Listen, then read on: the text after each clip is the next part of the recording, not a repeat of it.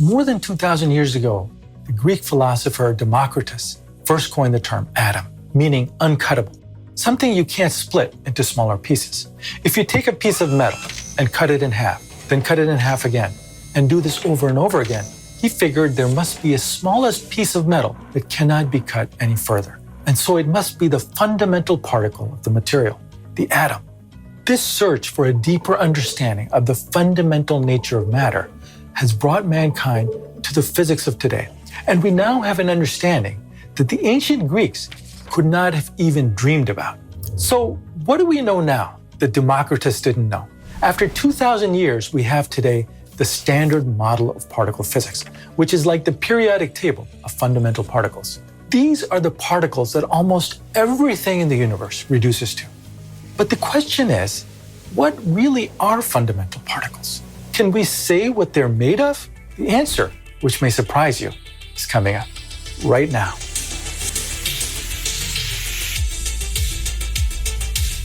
If you ask 10 physicists what a particle is, it would not be surprising to get 10 different answers. In my previous video, I talked about how light comes in discrete packets of energy called photons. We learned that these photons act as both a particle and a wave. This is the wave-particle duality of nature. Quantum mechanics revealed via the Schrödinger equation that all quantum objects should not be considered particles, but more like waves smeared out in space. They're described by a mathematical term called a wave function. This function describes the state of the object. It doesn't tell us where a particle is, but only the probability of where it might be if we measured it. The wave function tells us that what we call a particle is spread out over space until the moment we measure it. And as soon as we do, the wave function representing the particle suddenly collapses so that it's not spread out any longer, but is localized around a distinct point. The double slit experiment is the classical example of this collapse. If we send one photon at a time through the double slit thousands of times, we see a wave pattern. But if we stick a detector at the slit to measure which slit the photon is going through, we get rid of the wave pattern. The wave function has collapsed. Why does the wave function, which is a mathematical expression describing the probabilities of a particle, suddenly collapse upon measurement? Why or how this happens is not well understood and is known as the measurement problem of physics. So we have something that could best be described as a spread out wave prior to measurement. But after measurement, we get a delta function, which has a spike like a localized wave. This is something representing more like a particle. So is a particle just a collapsed wave function? Perhaps. But this leaves us with more questions than answers because we don't really even know what a wave function collapse means.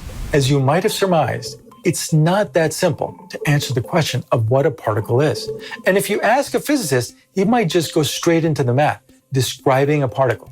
And the answer he may give you could be purely in mathematical terms. But the world we are in is physical. Math is just a tool used to describe the physical reality.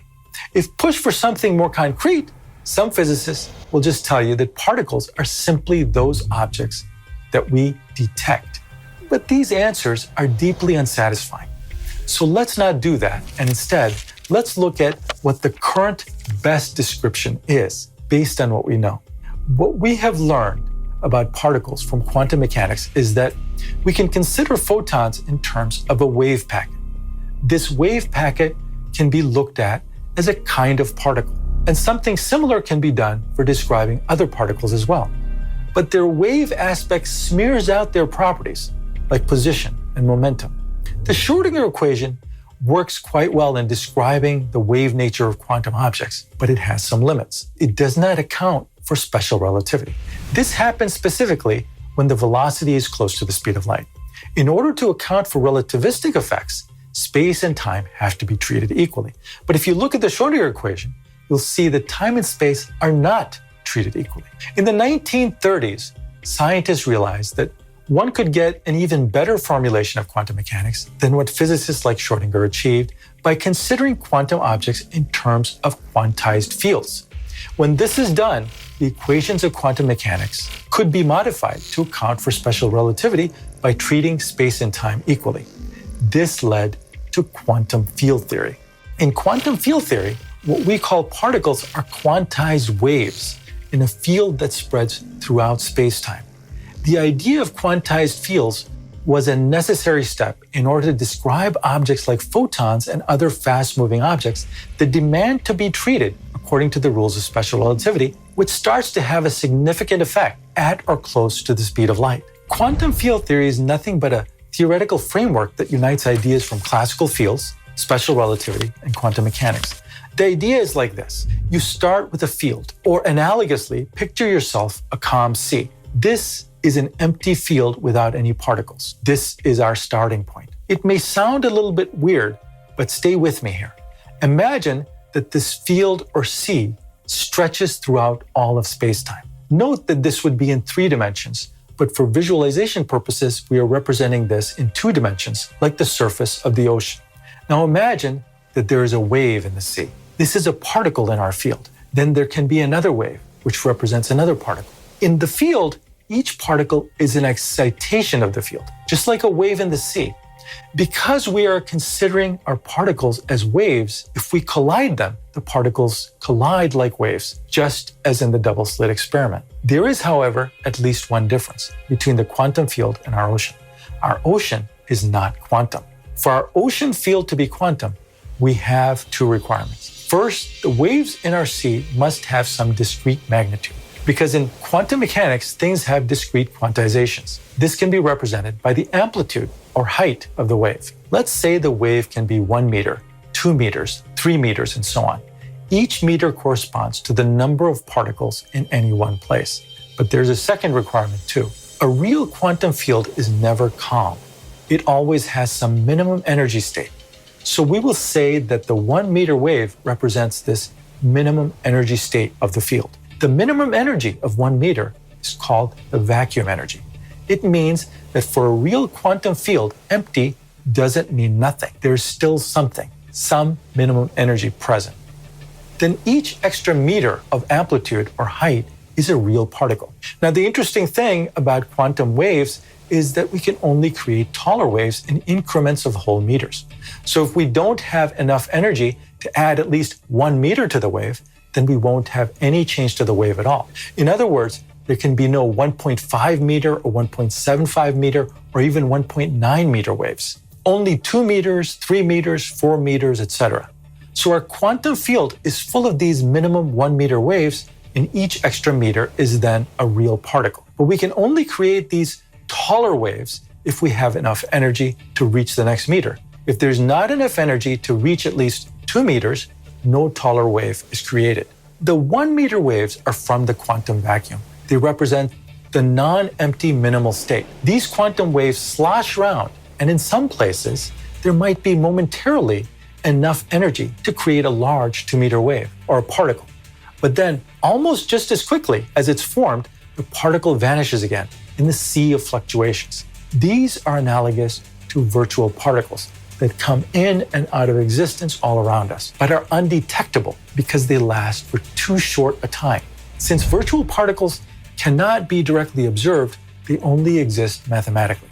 However, they do result in other effects which can be detected, namely the Casimir effect, which happens due to a pressure difference caused by the virtual particles between the inside of 2 plates and outside of the plates. This is a unique effect supporting the idea that the universe consists of quantized fields rather than just quantum mechanics. The quantum field is like the sea. It's the background on which waves appear and disappear. And just like energy can create waves in the sea, energy added to the field generates particles, which we can observe. So in quantum field theory, we have a field that is never still, never empty, and we can create a particle if we have the exact amount of energy needed. But still, you should keep in mind that this is just a mathematical construct that appears to fit reality. If you expand this concept to other particles, we have to imagine other seas on top of seas representing a different field for each fundamental particle that we know of. So there would be a sea representing the field for electrons, for example, a field for photons, a field for quarks, etc. This concept led us to where we are now. We have this general theory called a standard model in which we include all known fundamental particles, and we assign individual fields to each type of particle. Now, what does fundamental in the word fundamental particle mean? From a mathematical point of view, it means that the particles of the standard model are the smallest particles from which we can construct the world around us. There is nothing smaller that we know of that these fundamental particles are made of. This brings the circle back to Democritus and the search for the minimal unit or particle of the universe. That's what we mean by fundamental. They are the most fundamental particles, at least for now. You have to remember that one time we considered the atom to be the smallest fundamental particle.